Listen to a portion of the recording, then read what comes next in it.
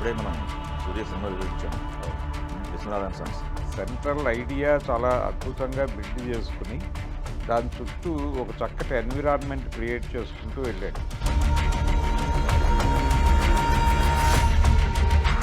ప్రయాణంలో భాగంగా వచ్చేటువంటి క్యారెక్టర్ మమతా బైజు తను చాలా బాగా చేసింది ఆ క్యారెక్టర్. అంటే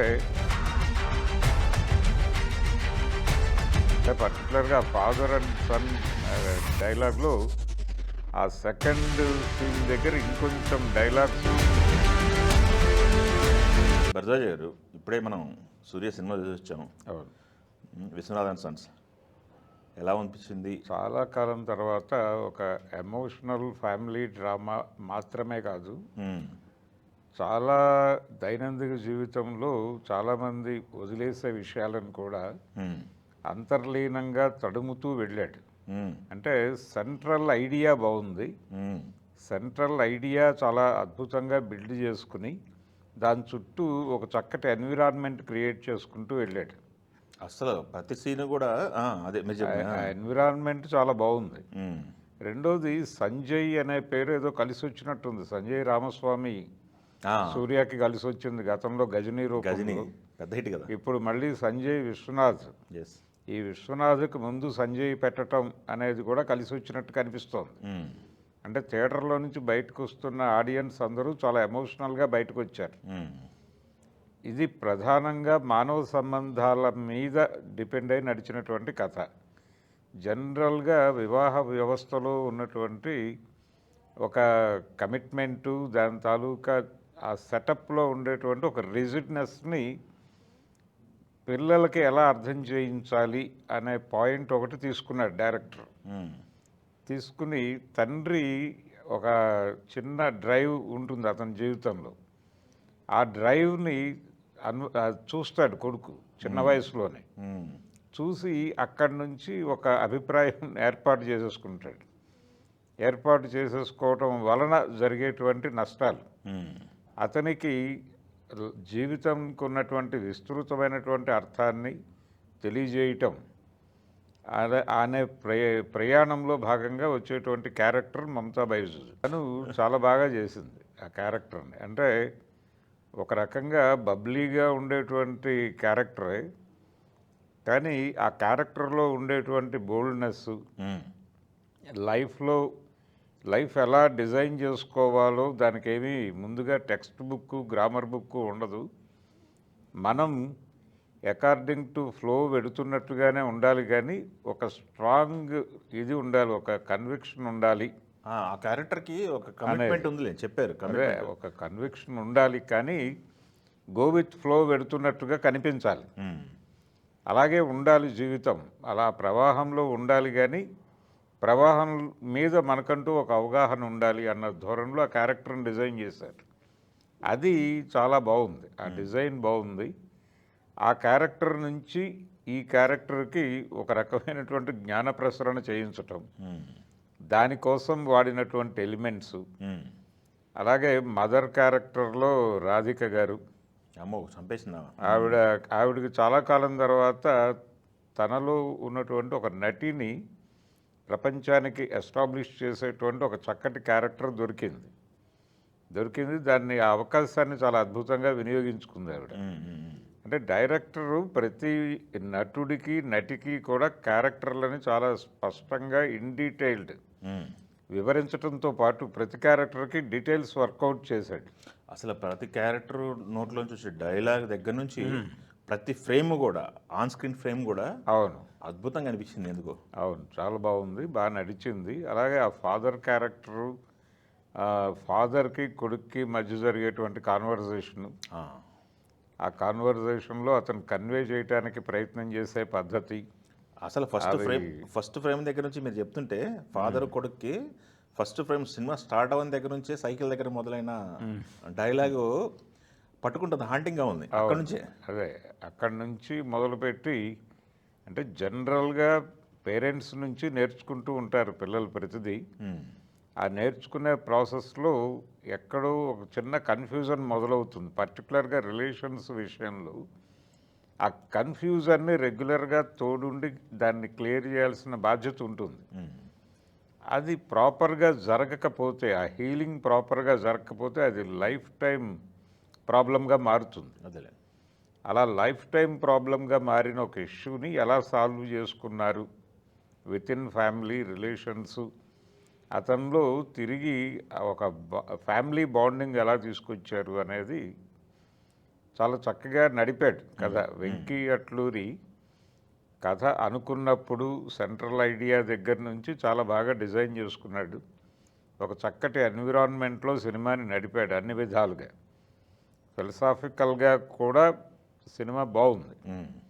అలా అన్ని విధాలుగా బాగున్నటువంటి సినిమా ఈ మధ్య కాలంలో ఇలాంటి ఎమోషనల్, ఎడ్యుకేషనల్ ఫ్యామిలీ డ్రామా అనేది మనకి రాలా. అవును. అందుకని ఇది డెఫినెట్గా, అంటే దీనికి నిజానికి మొదట ప్రమోషనల్ బజ్ ఏం క్రియేట్ కాలా. అవును. ప్రమోషనల్ బజ్ లేదు. ఆడియన్స్ సూర్య సినిమా మీద ఉన్న కాన్ఫిడెన్స్తో లోపలికి వెళ్ళిపోయారు.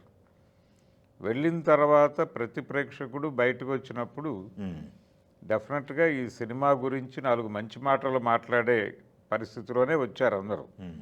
సో ఇప్పుడు మౌత్ పబ్లిసిటీ స్ప్రెడ్ అయిన తర్వాత ఏ రేంజ్ సక్సెస్ అవుతుంది సినిమా అనేది చూడాలి. అప్పుడు లక్కీ భాస్కర్ కూడా అదే పరిస్థితి. వెంకీ అట్లూరి సినిమా లక్కీ భాస్కర్ ఉంది కదా. అవును.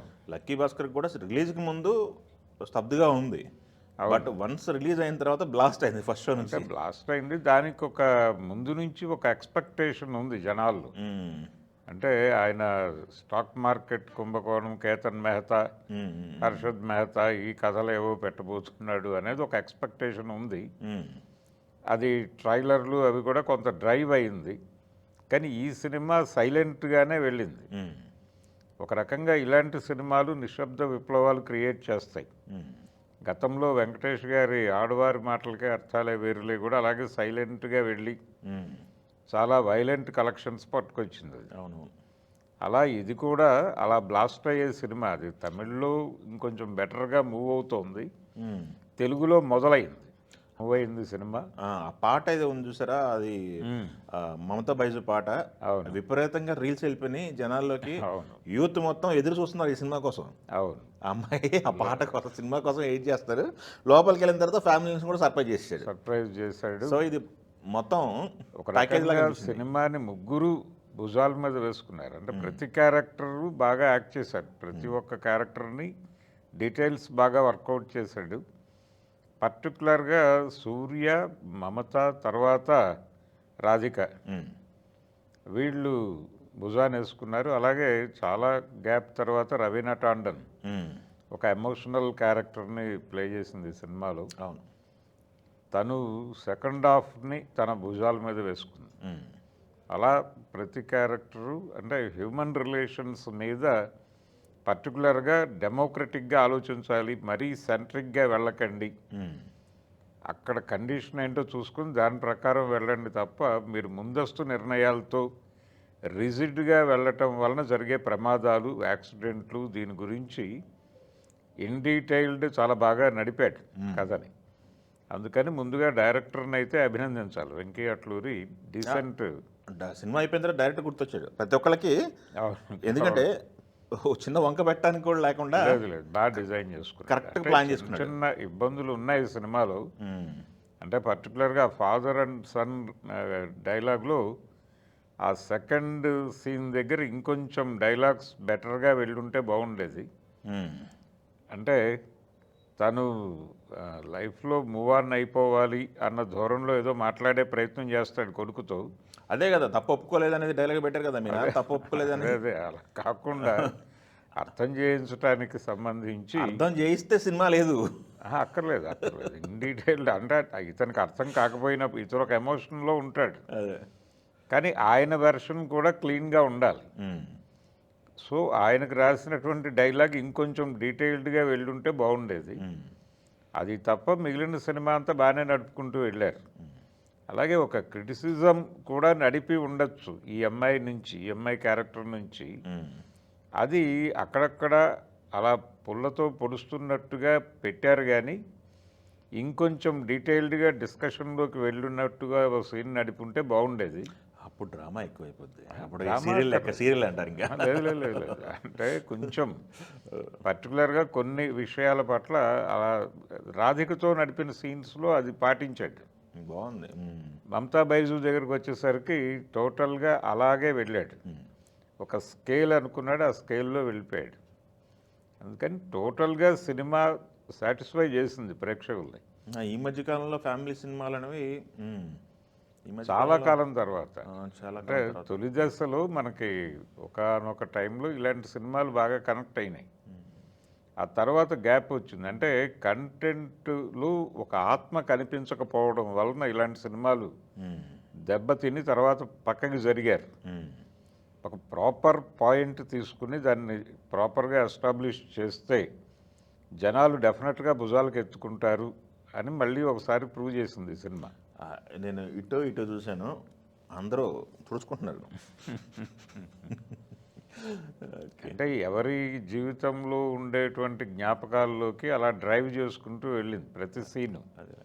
ప్రతి క్యారెక్టర్కి ఒక స్టోరీ ఉండటం అనేది ఇందులో ప్లస్ పాయింట్ అయింది. సూర్యస్ బ్యాక్ అంటారు అయితే రెండో డెఫినెట్గా ఇందులో అంటే హ్యూమన్ రిలేషన్స్, జనరేషన్స్ గ్యాప్లు వీటన్నిటినీ తీసుకొచ్చి నడిపాడు. అవును. అందుకని ఒక పరిపూర్ణత వచ్చింది సినిమాకి. సో సూర్య మరొకసారి సంజయ్ అనే పేరుతో గజనీ లెవెల్ హిట్ ఒకటి కొట్టేశాడు. ఓకే. అప్పుడేమో అల్లు అరవింద్ గారు రిలీజ్ చేశాడు ఆ సినిమాని. ఇప్పుడు నాగవంశీ గారు రిలీజ్ చేశాడు. ప్రొడ్యూసర్ ఆయనే కదా, రిలీజ్ అయింది ఇంకా నిర్మాత ఆయనే కదా. నిర్మాత ఆయనే. తెలుగు తమిళ్ రెండు చేశారని. అవును. ఓకే అండి, థ్యాంక్ యూ.